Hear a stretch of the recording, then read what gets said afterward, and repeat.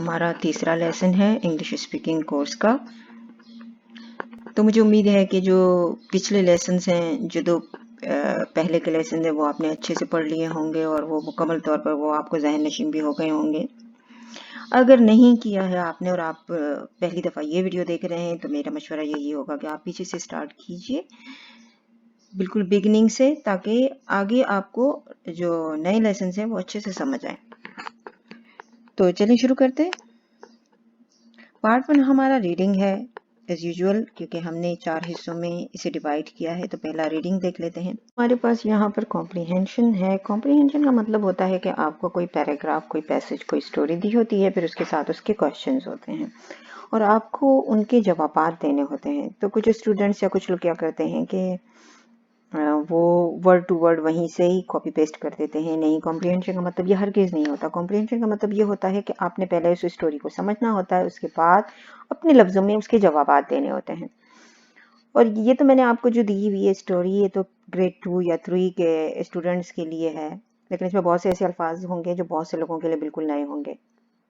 तो क्योंकि हम शुरुआत कर रहे हैं, लिहाजा हम एडवांस से शुरुआत नहीं कर सकते। हम बिल्कुल बेसिक से लेंगे, फिर आहिस्ता आहिस्ता उसे हम एडवांस लेवल तक ले जाएंगे। अब ये कॉम्प्रीहेंशन जो है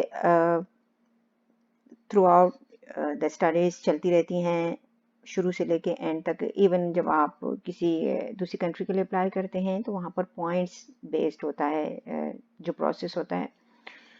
तो उसमें अगर आपने आईएल्टीएस किया हुआ है या टॉफल किया हुआ है तो वो भी काउंट होता है। तो उसमें भी ये बहुत बड़ा रोल होता है इसका, कॉम्प्रीहेंशन का। तो ये स्टोरी देख लेते हैं। कार्लो और काइंडनेस रिवार्डेड। काइंडनेस कहते हैं रहमदिली को, रिवार्ड होता है कि इनाम। अब रिवार्ड और प्राइज में क्या डिफरेंस है? जब आप कोई मुकाबला करते हैं और जीतते हैं तो वहां आप प्राइज जीतते हैं, लेकिन जब आप कुछ अच्छा करते हैं और उसका इनाम आपको मिलता है तो वो रिवार्ड होता है। Read the story below.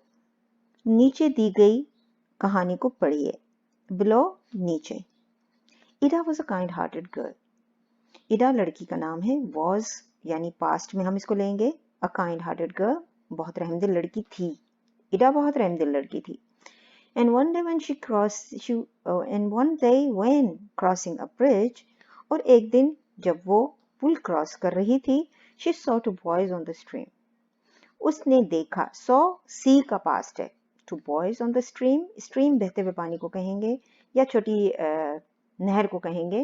उसने देखा, trying to drown a little dog, जो एक छोटे कुत्ते को डुबोने की कोशिश कर रहे थे। ट्राइंग, कोशिश कर रहे थे। ड्रोन, डुबोन। अब ड्रोन और सिंक, ये दो वर्ड्स हैं जो डूबने के लिए इस्तेमाल होते हैं। ड्रोन जो है वो जानदार चीज़ों के लिए यूज़ होता है, सिंक जो है वो बेजान चीज़ों के लिए यूज़ होता है। So she ran to the shore and crying loudly. तो वो तेजी से किनारे की तरफ भागी, crying loudly, और जोर से चीखी। अब यहाँ crying रोना नहीं है, चीखना है। Oh, how can you be so cruel to that poor little dog? अब ओ यहाँ पे इंटरजेक्शन है जो कि एक्सप्रेशन को जाहिर कर रहा है। जो कुछ उस लड़की ने कहा वो ये देखिए, ये कोटेशन मार्क्स या इन्वर्टेड कोमा यहाँ से लेके यहाँ तक उसमें है। तो ये भी लिखने का एक उसूल है कि जब कोई कुछ कहता है और उसी के अल्फाज एज इट इज जब आप लिखें तो कोमा डालकर आपने उसके अल्फाजों को जो है वो इन्वर्टेड कोमाज या कोटेशन मार्क्स में लिखना होता है।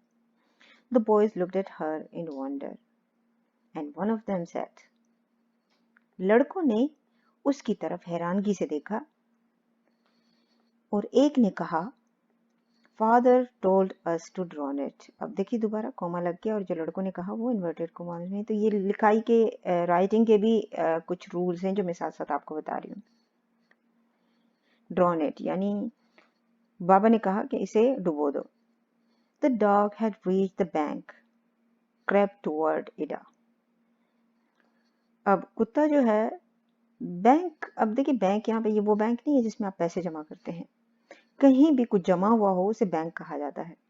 तो अब ये जहाँ पानी जमा हो उसे भी बैंक कहा जाता है। बैंक ऑफ रिवर भी कहते हैं। जैसे नदी में एक जगह ऐसी होती है जहाँ ढेर सारा पानी जमा होता है तो वो बैंक ऑफ रिवर कहा जाता है। क्रेप टूवर्ड इडा यानी पेट के बल चलता हुआ इडा की तरफ बढ़ा, टूवर्ड की तरफ। पुअर लिटिल फेलो, अब फेलो का मतलब होता है साथी, पुअर गरीब नहीं, इसका मतलब है बेचारा।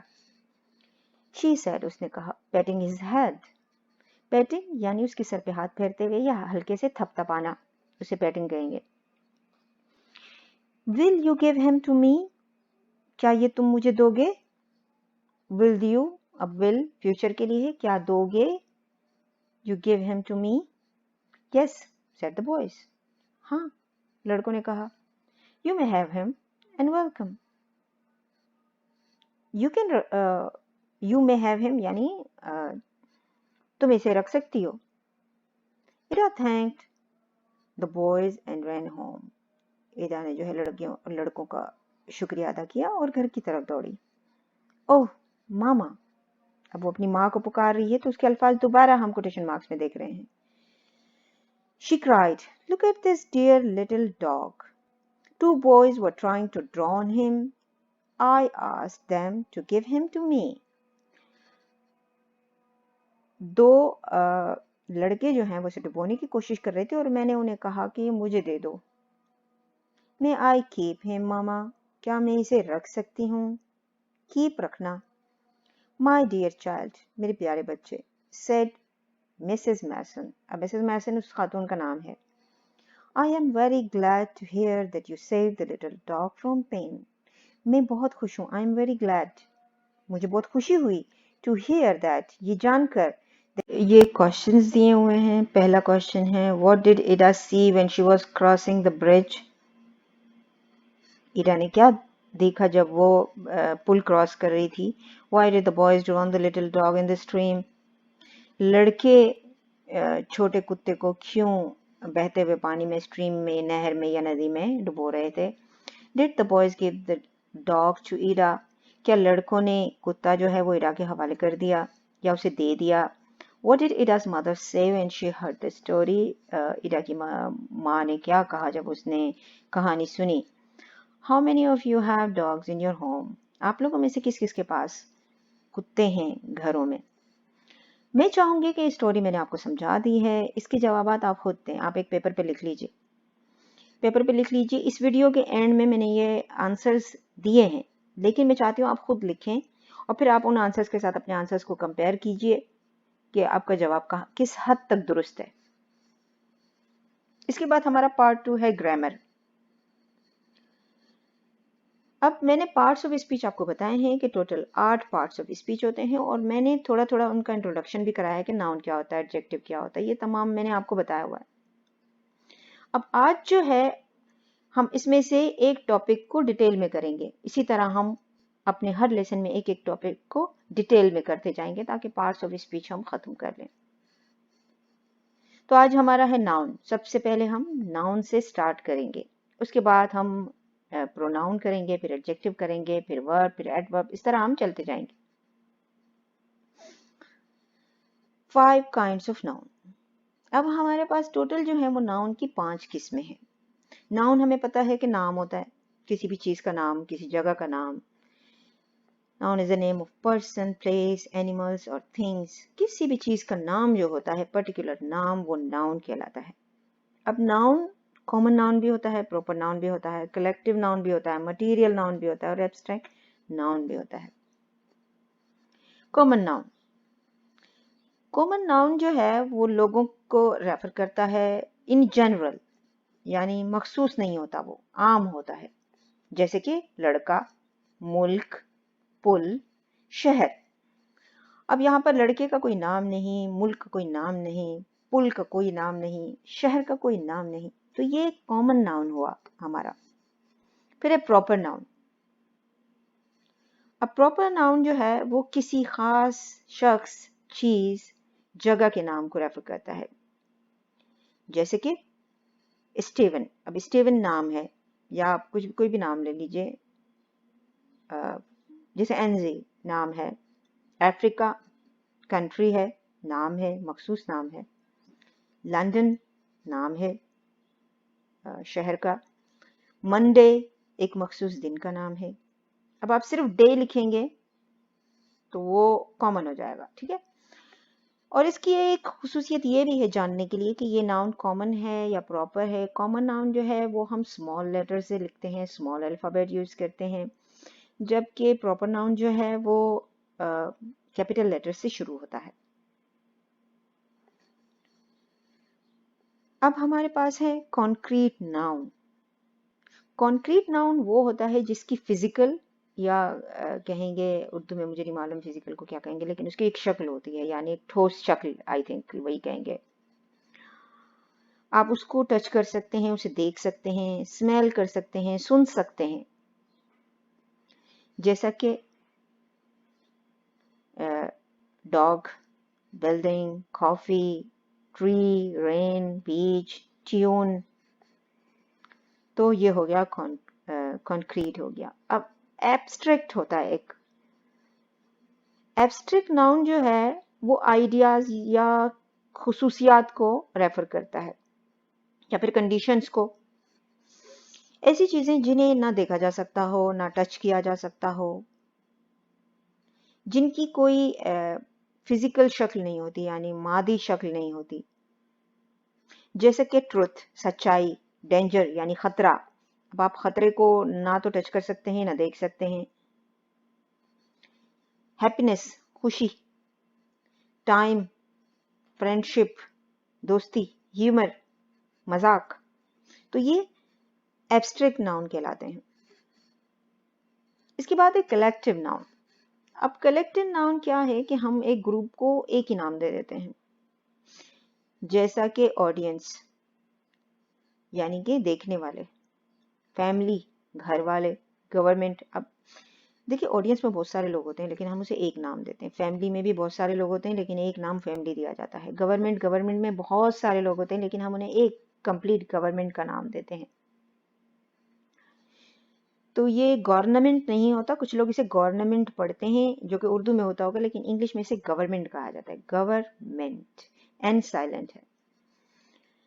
फिर है टीम।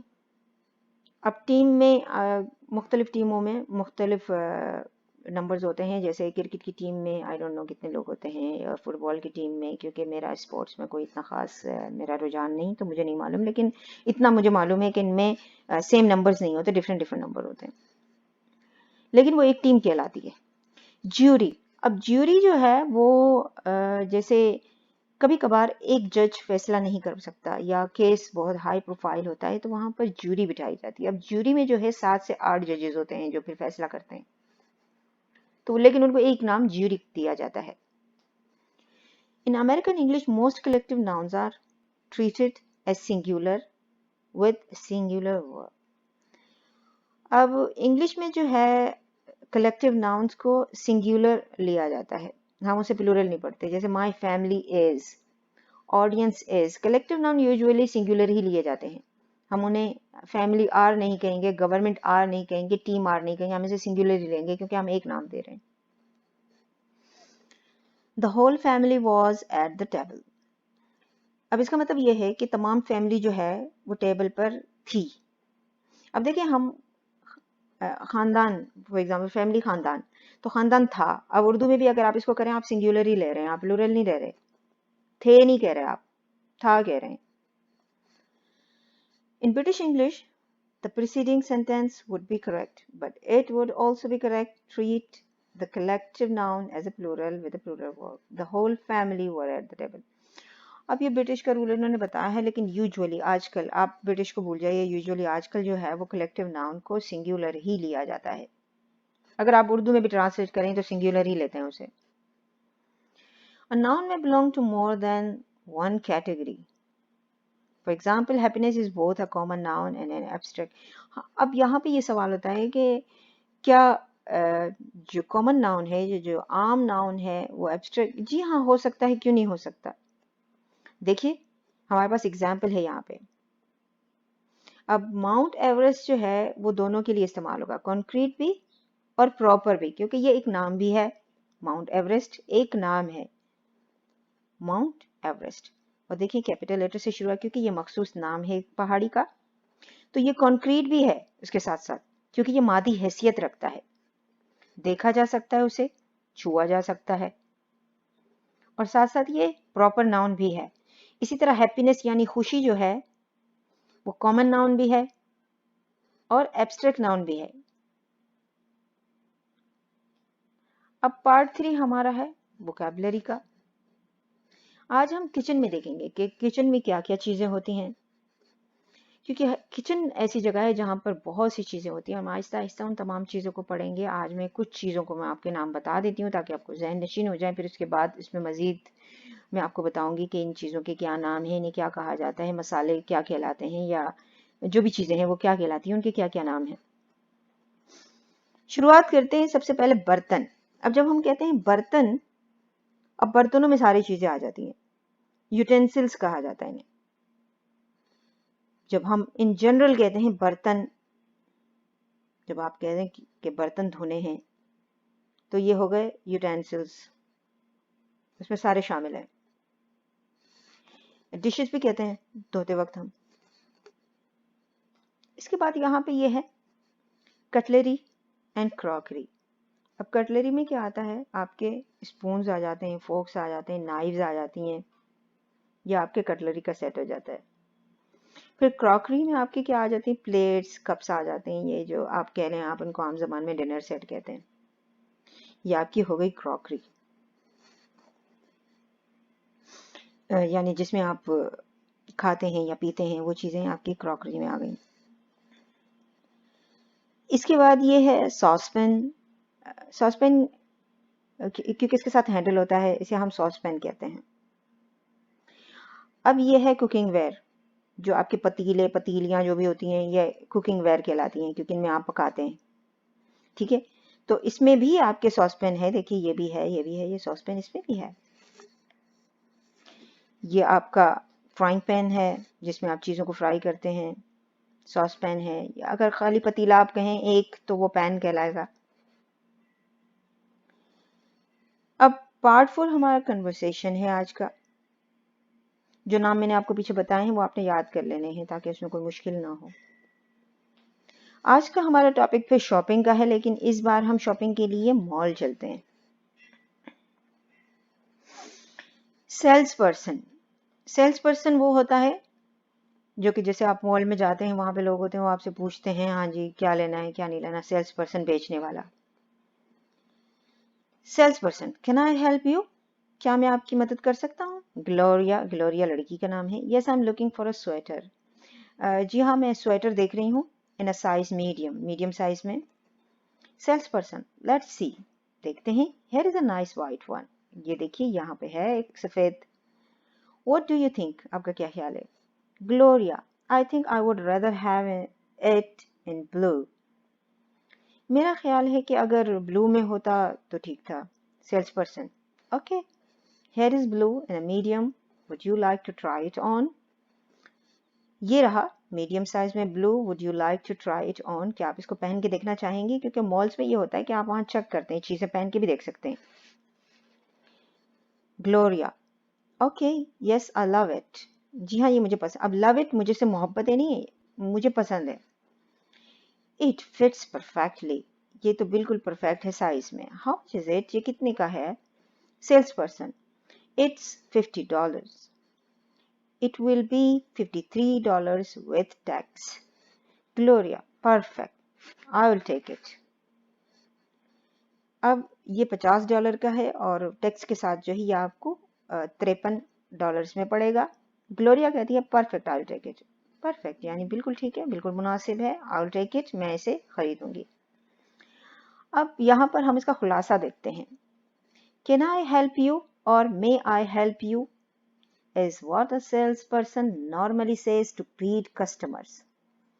अब ये बहुत नॉर्मल है, मे आई हेल्प यू या कैन आई हेल्प यू, वो जब आप किसी मॉल में जाते हैं तो वो आपको ग्रीट करते हैं।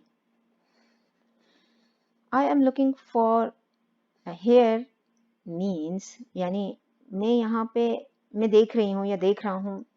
I don't know exactly which one I want, जब आपको ये श्योर नहीं होता कि आप क्या देख रहे हैं।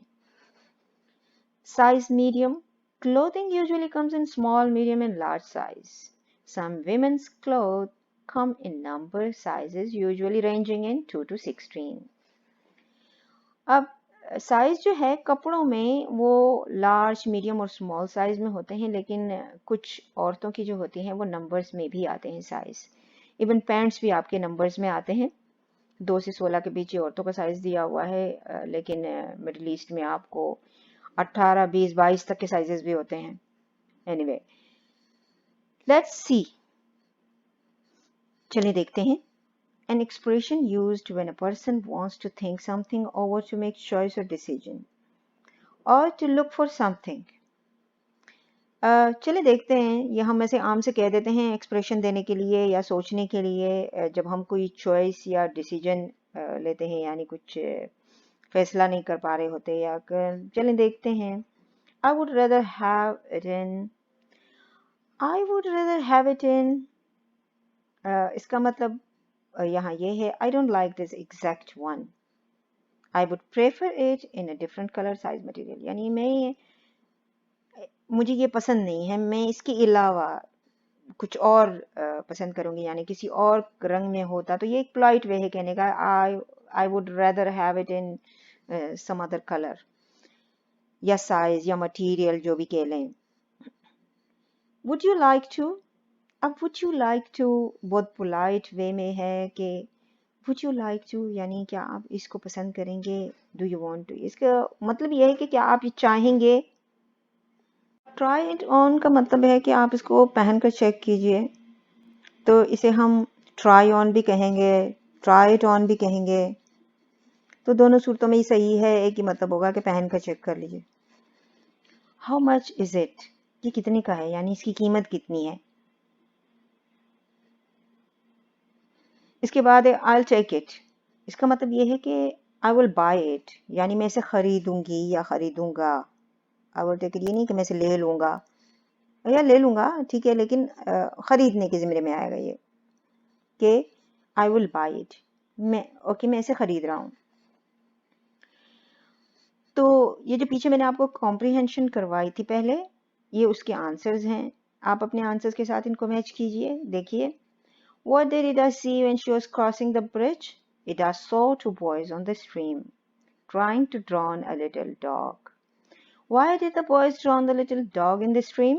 Because their father told them to drown the dog. अब यहाँ पर देखिए, कॉम्प्रिहेंशन में आपने देखा होगा वहाँ ये लिखा हुआ था because father told us, लेकिन यहाँ पर हमने चेंज कर दिया, हम अपने अल्फाज में लिख रहे हैं क्योंकि उनके वालिद ने कहा था कि इसे डुबोना है। तो ये छोटी छोटी बातें होती है कॉम्प्रिहेंशन में जो आपको सीखने की होती हैं कि आपने अपने अल्फाजों में लिखना है, आपको एज इट इज वही अल्फाज नहीं लिखने। Did the boys give the dog to Ida? क्या लड़कों ने कुत्ता जो है वो इडा के हवाले कर दिया? Yes, the boys gave the dog to Ida. जी हाँ, उन्होंने इडा को दे दिया था। What did Ida's mother say when she heard the story? उसकी मदर ने क्या कहा? She said, I'm very glad to hear that you saved the little dog from pen. तो ये तो हमने एज इट इज लिख दिया क्योंकि यहाँ पे पूछा यही है कि उसने क्या कहा था, तो उसने ये कहा था। इसको आप अपने लफ्जों में भी कह सकते हैं, इस तरह भी लिख सकते हैं, दोनों सूरतों में सही होगा।